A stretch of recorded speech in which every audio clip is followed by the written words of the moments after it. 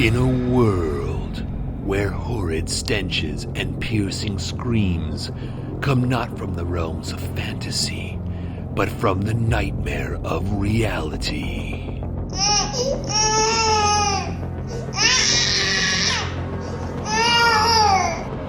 Come two heroes, bonded by love and the kind of desperation only parents can know. No! God, please, no! No! No! Behold, RPGs and Baby Makes Three, the greatest podcast in the history of all podcasts, by parents who have made a podcast about being gamers with a baby. Did I mention it's a podcast?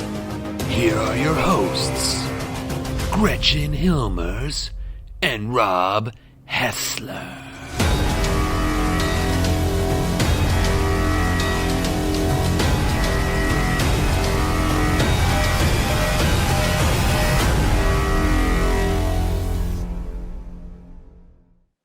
RPGs and Baby Makes Three, Rob Hessler and Gretchen Hilmers here today with our special guest, Savanah Kite. She is a licensed associate marriage and family therapist focusing on LGBTQ plus families. And we wanted to bring Savanah on today because if you've been listening to recent episodes of the podcast, we have been talking about a tragedy that we had in our gaming community. A longtime member of our gaming group, Mike Dottavio, we knew him as Mike Dot, passed away earlier this year on September 10th of 2020 and 2021, I'm sorry. And Gretchen and I think other members of our tabletop gaming group have had quite a bit of,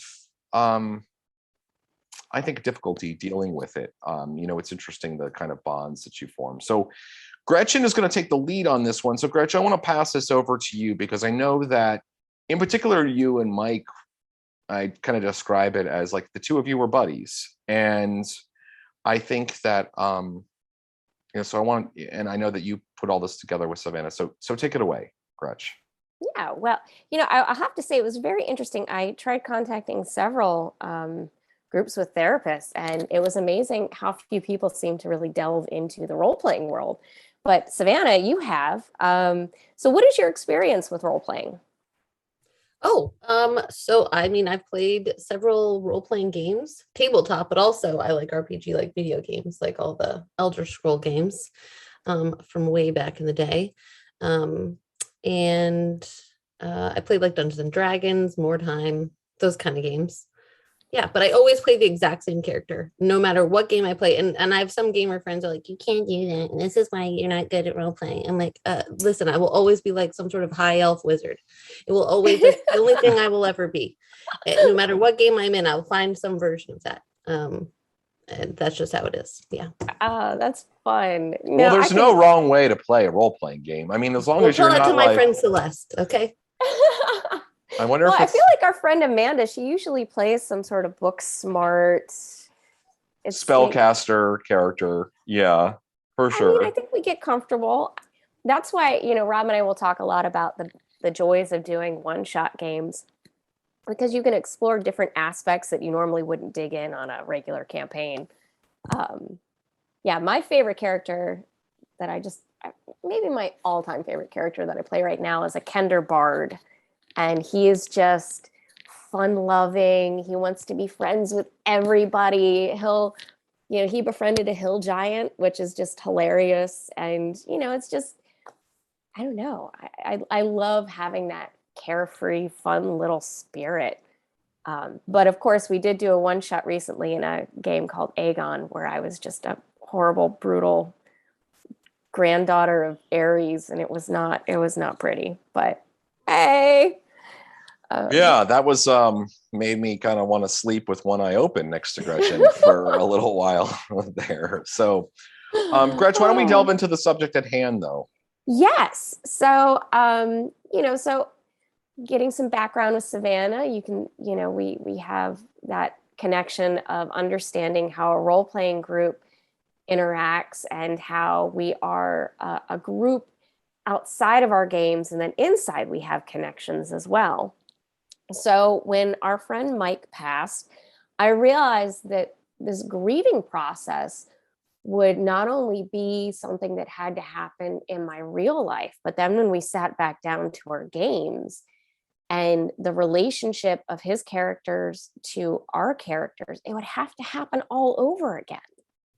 So, I mean, kind of what's your take on the grieving process, and then especially connected to a role-playing environment?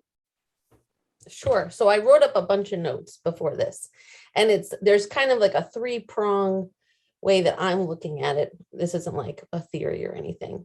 But the first part that you'd want to really think about, right, is that we realize that, so part of what I do is I'm becoming a play therapist, right? And you watch people work out their inner worlds through play.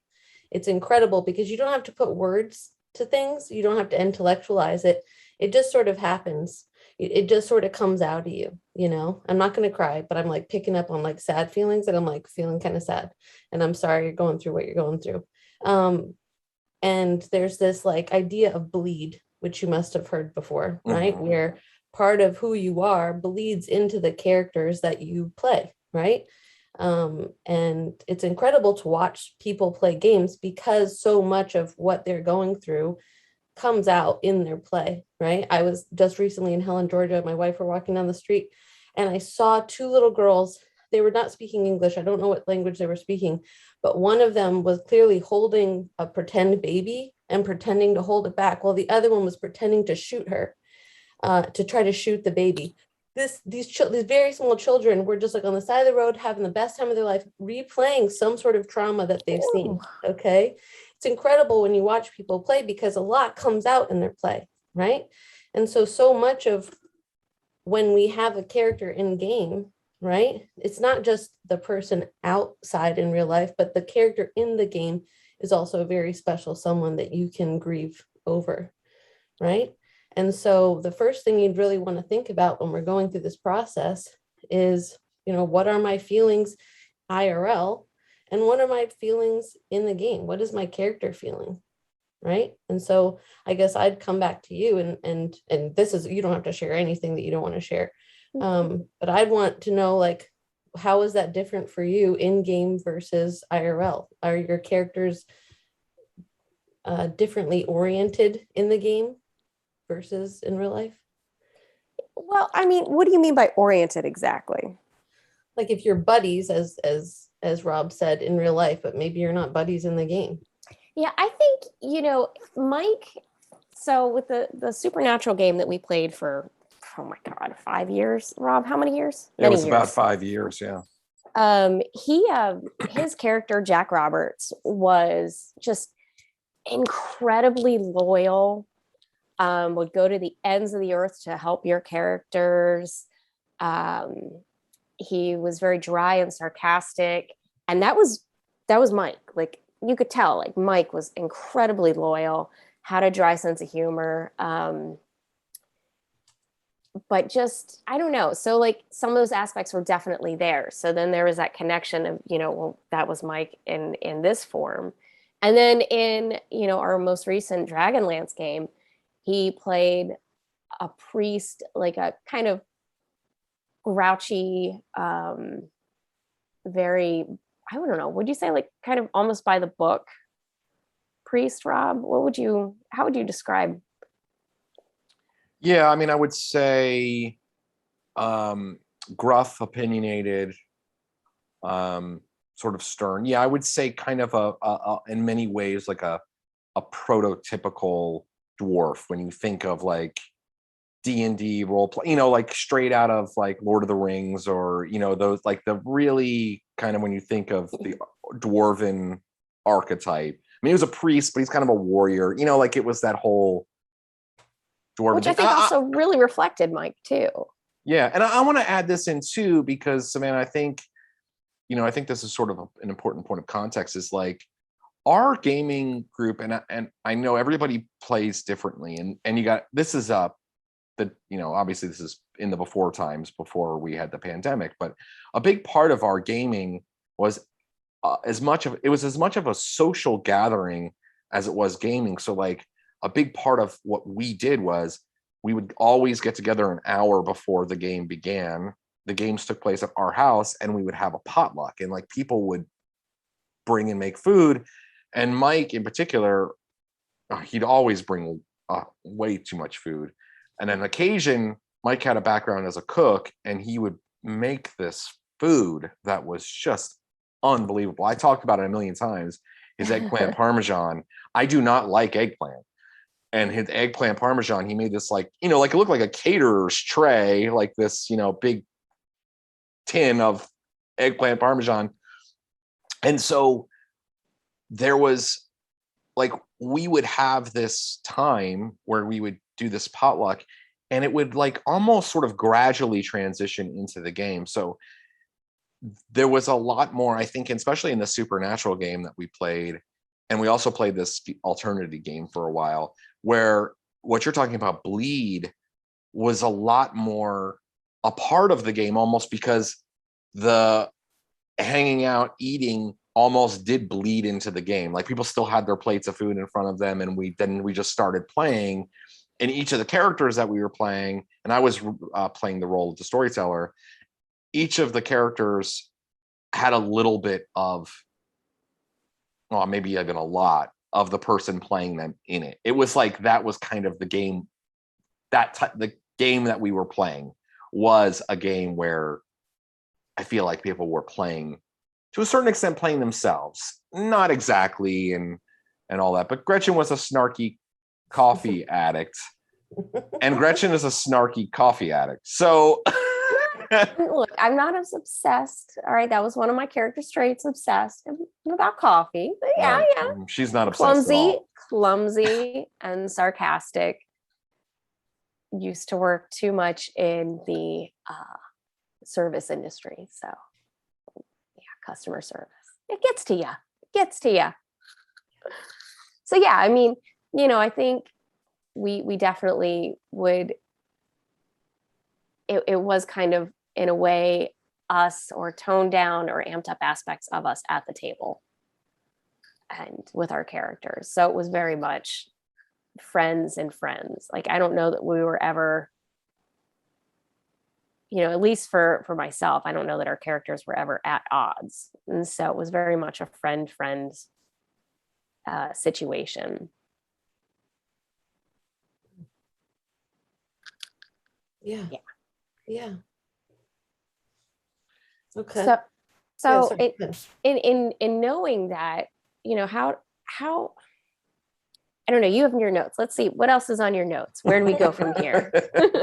somehow I always become the bossy one, just like when I play games. Okay, so I mean, another kind of thing here, right? In this, there's 3 tasks I kind of want to address, right? And part of it is this feelings part, right? Mm-hmm. And one of them, I would imagine that you, or maybe other people in your group, might feel is this what we call like disenfranchised grief, which is like, well, do I even get to grieve? Like, if I'm having all these feelings, does that even make sense? It's not like it's my mom who died, right? It's not like it's like my child or something, but like I have all these feelings, right? And so kind of just thinking about, like, do I have the right to grieve? Of course, right? Do I have the right to have these big feelings? Absolutely. But what if I don't have feelings too, right? Some people, we have to realize, are not going to experience grief in all the same ways. You might be feeling very differently than the other people in your group, right? Because everyone just deals with things differently. I had a friend who lost his mom, and he was like, I didn't cry at all. I didn't cry once, you know, but years later, I mean, 20 years later, he's very affected by it still. And so we want to just make sure that we're like very kind to ourselves, and not kind of putting those shoulds on and saying, oh, I definitely should feel this way, you know? And then also doing that again with your characters, right? Because I'm going to get to it in a second, kind of like rituals.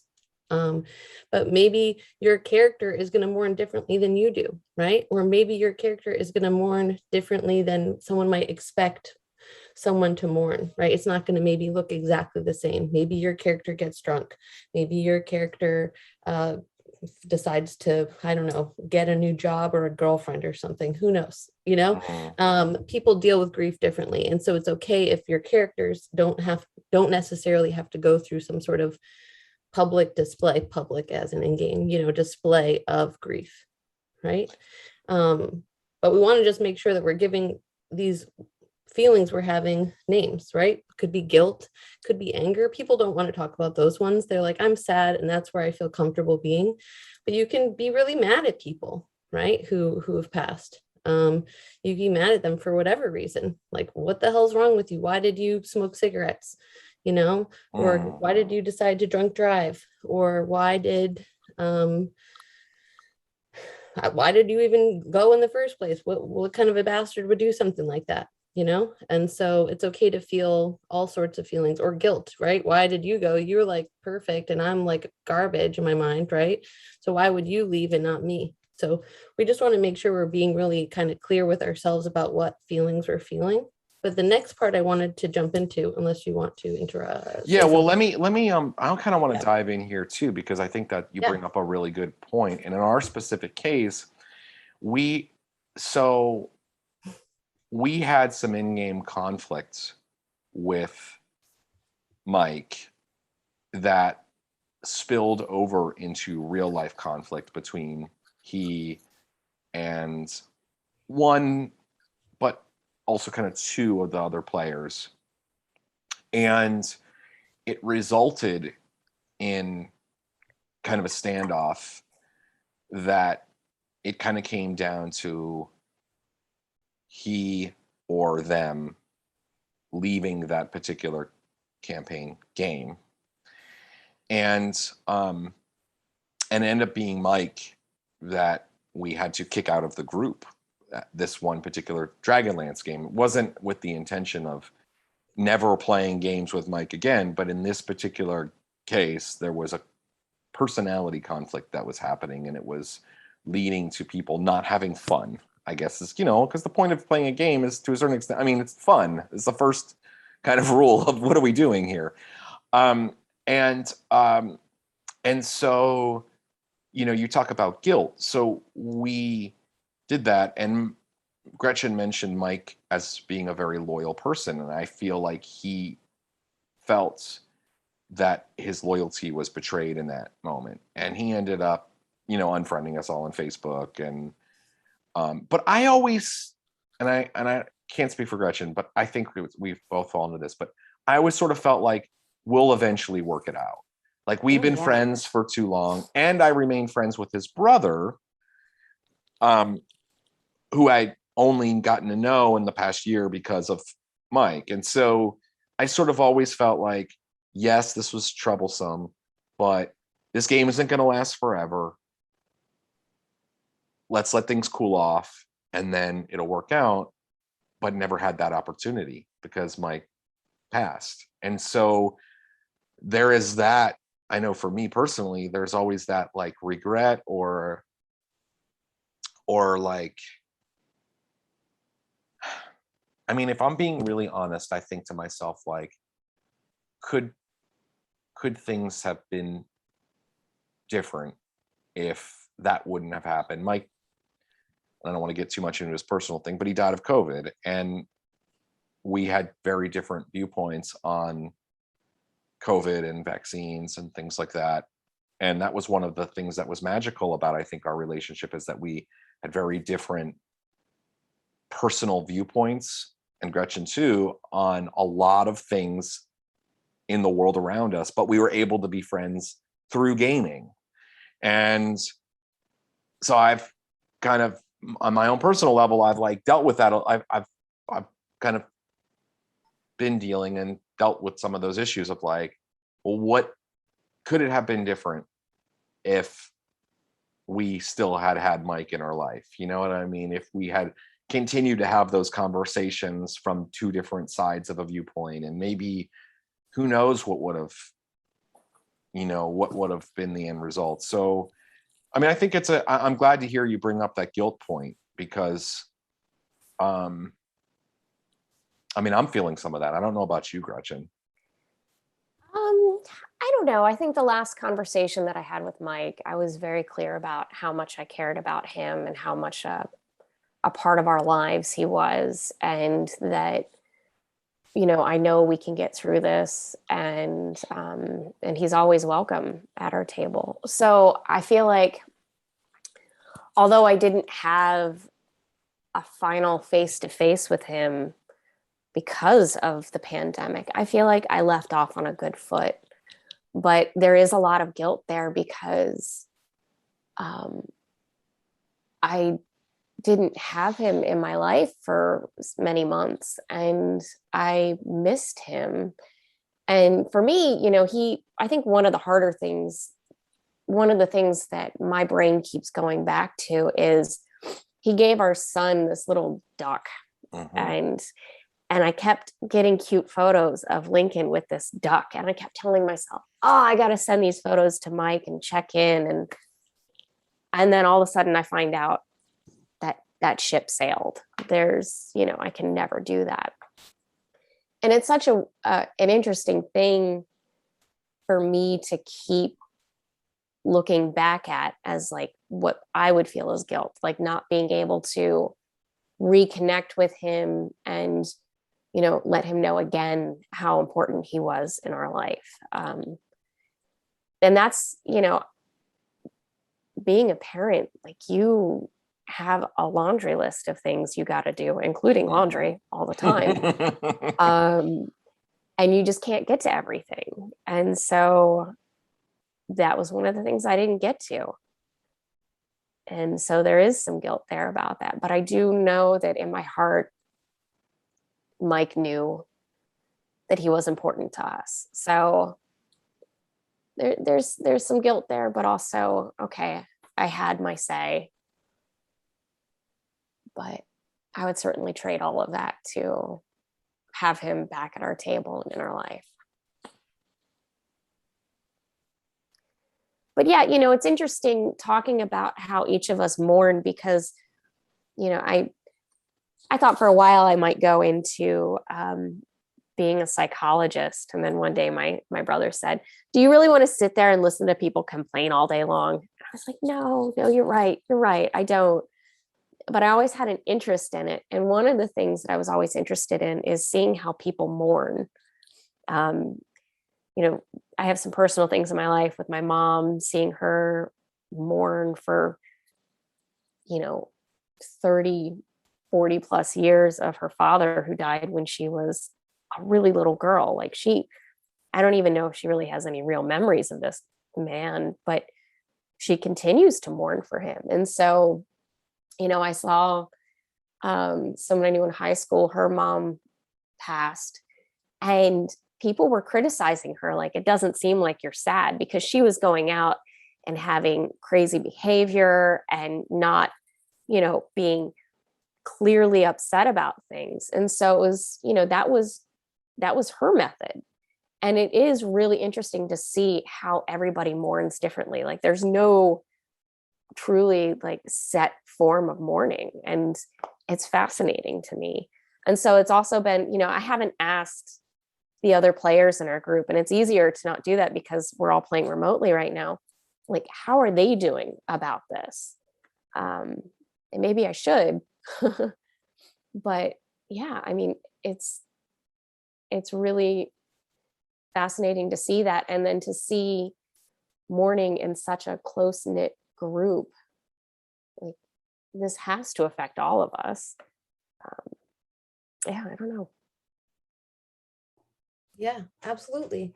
And I think I'm an atheist, but one thing that religion does, like pretty good, is that they have a very ritualistic, and I think there's something that secular ideologies can pull from that, and the idea of mourning as a ritual, right? And so talking about, I don't know how the other players are thinking about this, right? Like, how do we kind of commemorate this moment, this, punctuate this period in time and give it its due, maybe.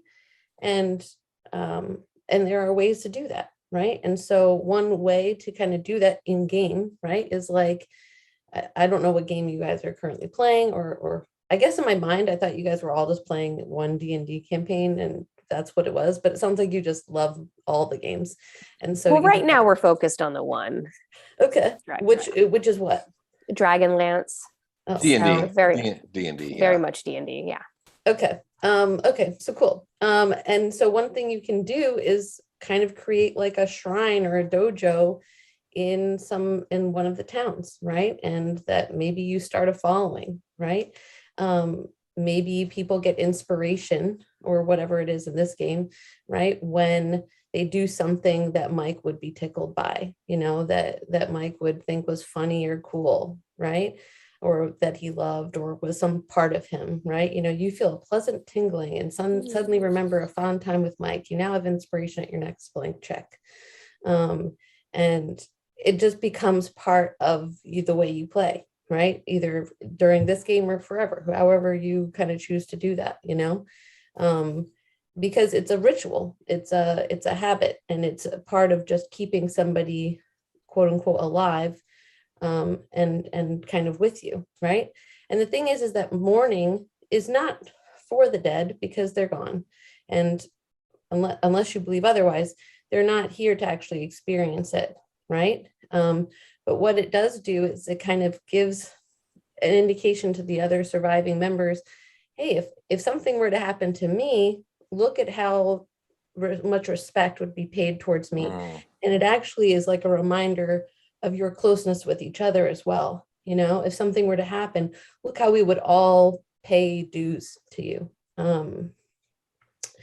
Every kind of game like this has the potential to be very therapeutic, right? As we talked about before, just because we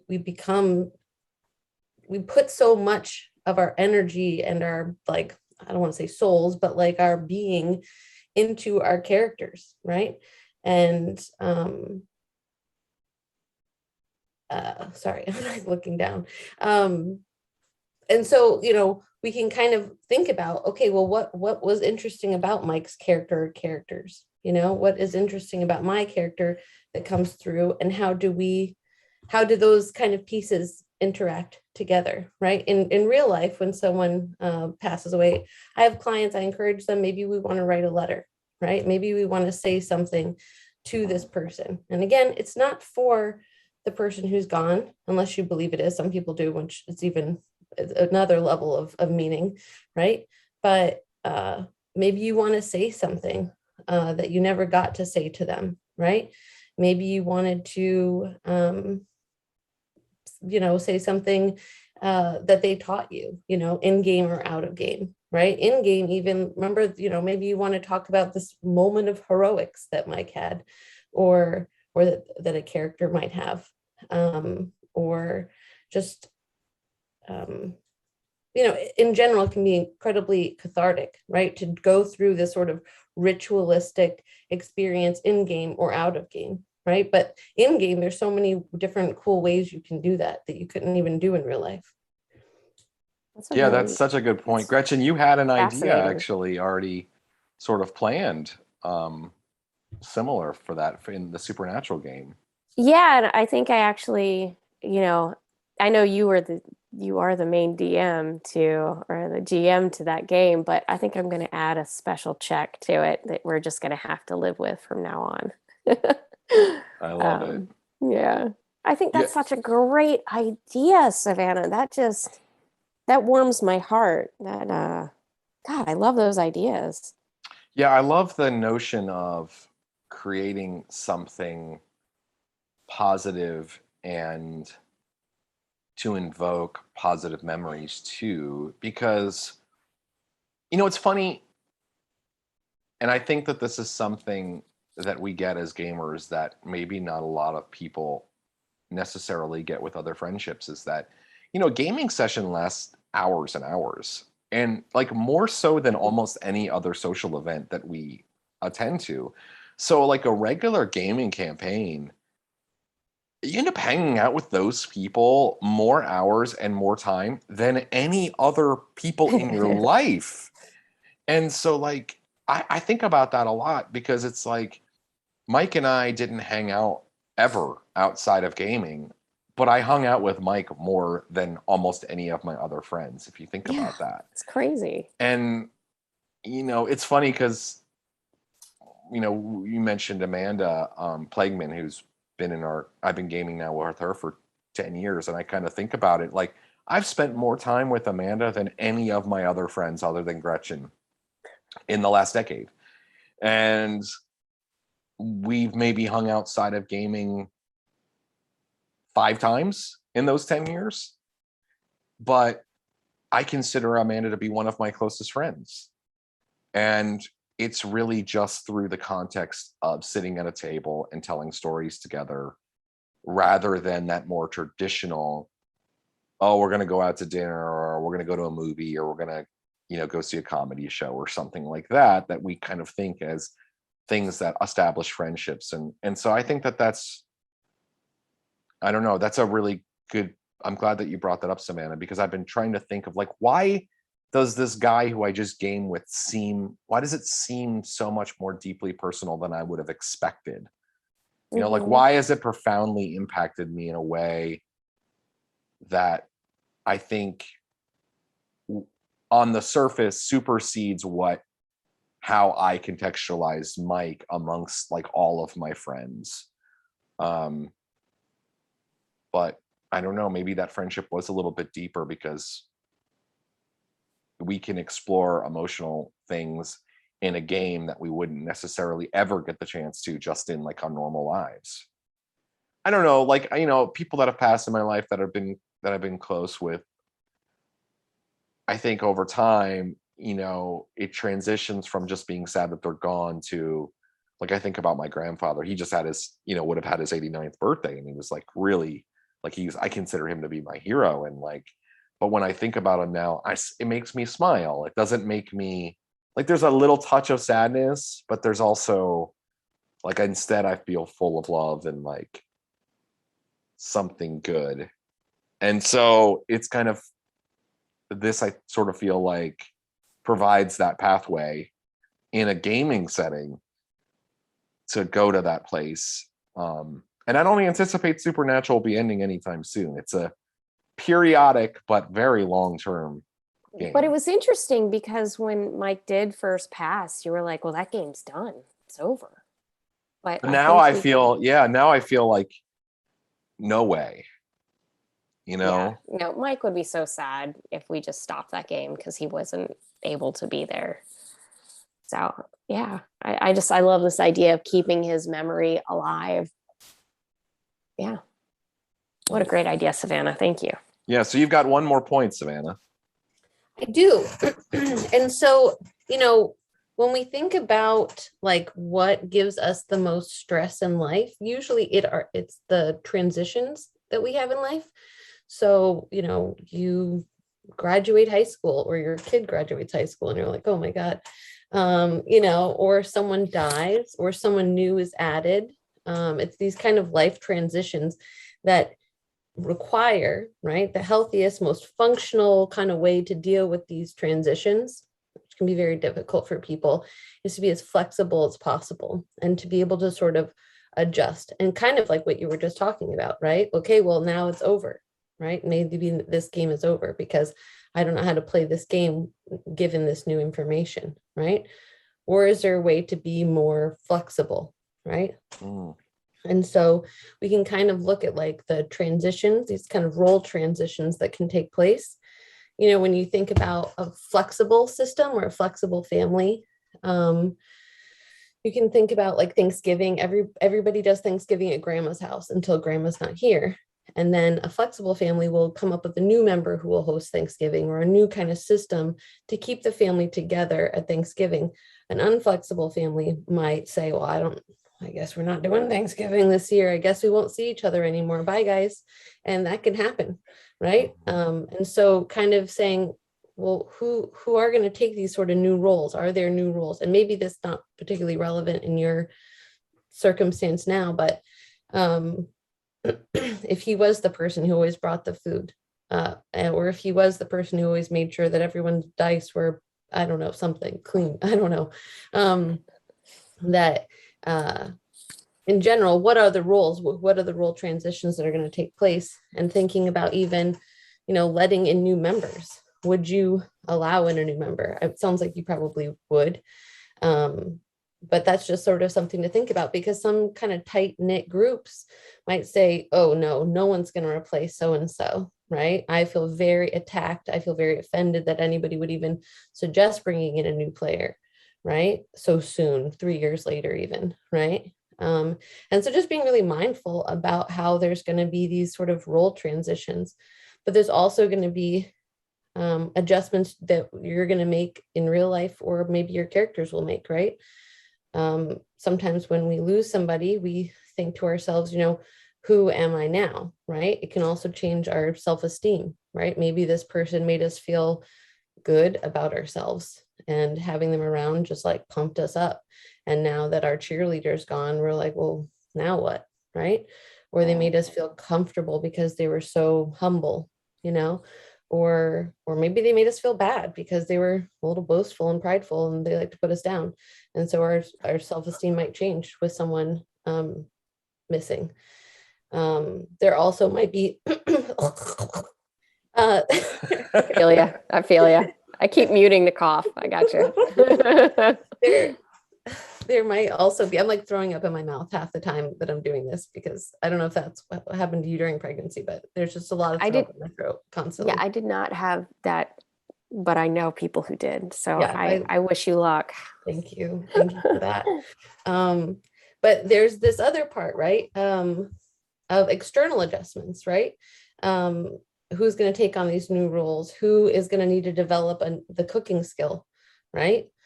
Because maybe Mike always brought the best chili. Someone else is going to have to come up with something like that, right? And so that's just something to sort of think about. And then kind of in character, right? We can also think about like spiritual adjustments, right? That happens to people IRL all the time, you know, that they might have a varying philosophical or spiritual viewpoint where they're like, now I'm super with God, or I'm super against God now, or I'm going to change my ideas of how I think the world works or how it should work, right? Because before I thought, you know, only bad people die and life is fair. And now I realize maybe that's not true. And I have to like really kind of have a whole new like reworking of how I see the entire universe, right? But maybe our characters go through something like that as well, right? You know, and so allowing for that kind of adjustment or shift, you know, maybe I like looked them up beforehand. I was like, but like maybe your character believed in like Gond, which is like the god of craft or something, right? And now they believe in like Shar, the goddess of like darkness and loss. You know, you never know. You have no idea. Maybe there's some sort of shift in the way that your character views the world and their place in it. And so making room for people to kind of change after these sort of transitions can be important. Yeah, I don't want to sound cheesy at all here, but the primary game that I think is most memorable to me as far as playing with Mike, and mentioned, is Supernatural, the Supernatural RPG, which is based on the television show Supernatural. And I don't know, it is really good. Yeah, it's actually very good. The role-playing game is fantastic. It uses the Cortex system, which I know now is has become very popular. But anyway, this game, if you know anything about the show is all about family, and in a way, I feel like the characters became like that. Like Mike's character, Jack Roberts, ended up coming up with a nickname for Gretchen's character, who's obsessed with coffee, and called her Folgers all the time, like in the game. And it became this thing. And there's a certain, within the context of the game and within the context of the television show, there was like, you know, like the Hunter's funeral, and like during the run of the television show, people died, and they always thought of these people as family. And like, I don't want to minimize what Mike meant as a human being and as a person, but I almost feel like this game in a lot of ways has sort of this perfect structure to kind of deal with like loss of a family member. Like it's almost a part of the fiction. Although we had never really played into that part of the fiction previously, because like characters really just didn't die. Like we didn't have that, but nobody can take up the mantle of Jack Roberts now. Like he is who he is. And then, you talked about Savanah inviting in other players, and I don't know if it would be appropriate or how people would feel about it, but we've never had him be a part of it. But Mike's brother has played in our game now, and to a certain extent, it might make some sense to invite him. I think he would fit with the group, and see if he would be interested in joining us. But Savanah, I think this has been just phenomenal. I mean, I think you've really much needed. Yeah, it's funny because I don't feel like, I don't know, maybe we got a free therapy session here, but I hope though that what you've been talking about, the points that you've made, I think that they're a lot more universal. We've talked about our specific issues, but I actually think that these are really good points of advice. I mean, if you really think about it, many gaming groups out there will experience this type of loss, but I never ever imagined it. Like, it was not something that was on my radar until it happened. And then, like I said earlier, like, I had my own personal mourning, and then, oh shit, what's going to happen? Oh poop. What's going to happen at the next time I sit down to play this game? Like, that loss has to be addressed too. And I think some of the things you brought up and the ways to deal with it are phenomenal. And I really hope that, other listeners who have experienced this or may experience this can really go into it with an informed idea of, how to help cope. And this episode's a lot deeper than we normally ever do. But again, I think it really needed to be addressed. And I'm so grateful that you were totally into doing it. Yeah, it's my pleasure. And I'm hoping that people will listen and they'll kind of think about therapists or players, right? Will think about how gaming can be so therapeutic, because I think gaming in general, especially, I mean, I work with a lot of parents of kids who are like, my kid's always on this game. I'm like, great, games are awesome, right? Games are perfect. Children learn through play, right? They're not going to sit there and like read a textbook. I mean, I hope not. That's so boring, right? You can learn so much about yourself and about the world, about physics, about life and death through gaming, right? Of all sorts. And I think that there is going to be an increased amount of linking these kind of two worlds together. There are even like therapeutic D&D groups that exist in this area for kids like on the spectrum. And so there's just like a lot of avenues to tie these places together. And I'm so glad that you did on your podcast. So yeah, thanks. Savanah, Kite, thank you so much for coming on the show today to talk about this. We really appreciate all of your advice and expertise today. And we look forward to chatting with you again at some point in the future. RPGs and Baby Makes 3 is a production of Gretchen and Rob sitting on their couch. Email the show at rpgsandbabymakes3@gmail.com. You can find more episodes on Podbean, Spotify, and iTunes, as well as on our free Patreon page at patreon.com/RPGs and Baby Makes 3.